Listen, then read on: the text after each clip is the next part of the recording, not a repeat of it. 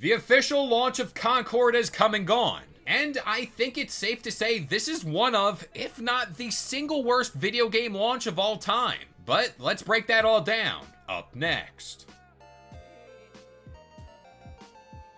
What's going on, guys? It's Kalo, and I'm here to give you the lowdown on all things gaming. And if you're new here, feel free to subscribe to this channel for weekly video game news content. Drop a like on the video, and welcome to the Level Up. Alrighty, so Concord launched over this past weekend, and we might have just seen one of the worst video game launches of all time. Of course, as we all know, this game struggled right out of the gate when it came to overall fan reception, and some might say the writing on the wall has been there since day one. People weren't too thrilled with yet another hero shooter game, akin to something like Overwatch, and that space alone is dominated by so many other titans, like Overwatch and like Valorant. Now, before we go down this slope of negativity, I want to be clear, I am never really rooting for a game to simply fail because I think we need more diversity within the games we play. But it was really hard to pull for Concord through development and through its launch. As for Concord, this has been a game that has been in development for around 8 years over at Sony. And as we all know, they went all in on these live service games, and they did go out and acquire Bungie, which then went on to see most of these live service titles. Now, my problem there. Bungie's seen the rumored near 12 live service titles. And this is all at the time, but we got The Last of Us Factions, that Twisted Metal game, that insane looking Spider-Verse game, and they shut them all down.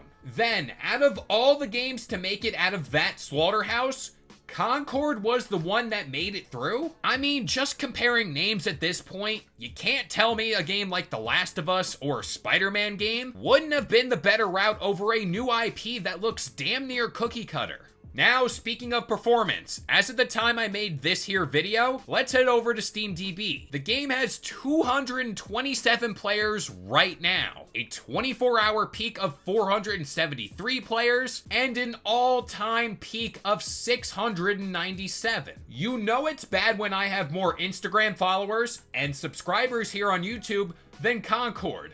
That's bad. Speaking of YouTube subscribers, I love each and every one of you, but those numbers are just plain bad. Live service games rely on having a big community, and these numbers are not it. It's just kind of crazy to see how bad this game has been faring. And I get this was kind of a long time coming, but PlayStation had so much confidence in this game by going out and acquiring the studio that made Concord. They made a special edition controller to celebrate it. I just don't see how PlayStation fumbled this game so hard. Now, I think it's safe to say over the years, it's been proven that PlayStation has no idea what they're doing when it comes to these live service games. Every now and then they do thrive in this space with a title like Killzone, which I do love, but for the most part, Sony has done a far better job in the single-player narrative-driven space. Now, this all kind of stems back to the now gone Jim Ryan, who made this aggressive push in the live service realm, but this is a move that is costing them.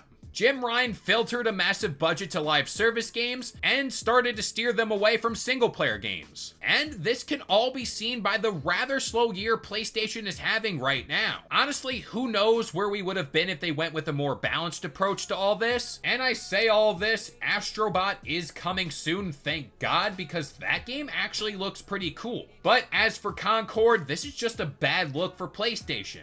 It was a bad launch, bad execution, and I honestly don't know what they do with the game moving forward. It also kind of begs the question with this new leadership, are they going to steer away from this stuff moving forward, because I think that should be the move? Or should they revive Last of Us Factions or even that Spider-Man game? But with all that being said, I'm going to pass it off to you guys. If you happen to be one of the few players that actually got their hands on Concord, what do you think about it? But that about does it here. I've been Kalo, I gave you the lowdown on all things gaming, and if you're new here, feel free to subscribe to this channel for weekly video game news content, drop a like on the video, and this has been the Level Up.